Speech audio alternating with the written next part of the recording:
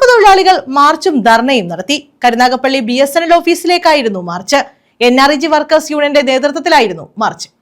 തൊഴിലുറപ്പ് പദ്ധതി അട്ടിമറിക്കുന്ന കേന്ദ്ര സർക്കാർ നയങ്ങൾക്കെതിരെയാണ് തൊഴിലാളികൾ കരുനാഗപ്പള്ളി BSNL ഓഫീസിലേക്ക് മാർച്ചും ധർണയും നടത്തിയത്.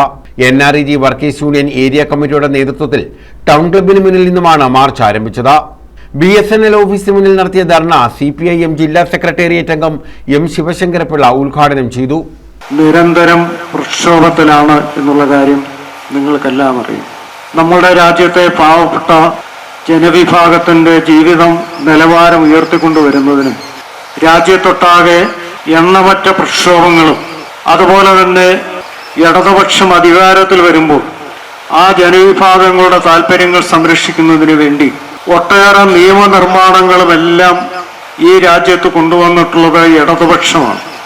ആ ഇടതുപക്ഷമാണ് രാജ്യത്തെ ഭൂമിയില്ലാത്ത ആളുകൾക്ക് ഭൂമി ലഭിക്കുന്നതിനും വീടില്ലാത്തവർക്ക് വീട് ലഭിക്കുന്നതിനും പാവപ്പെട്ടവന്റെ കുട്ടികൾക്ക് പഠിക്കുന്നതിനുള്ള അവസരം ലഭിക്കുന്നതിനും വേണ്ടി രാജ്യത്തും കേരളത്തിലും എണ്ണമറ്റ പ്രക്ഷോഭങ്ങൾ സംഘടിപ്പിച്ചിട്ടുള്ളത്. ഏരിയ പ്രസിഡന്റ് B സുധർമ്മ അധ്യക്ഷത വഹിച്ചു.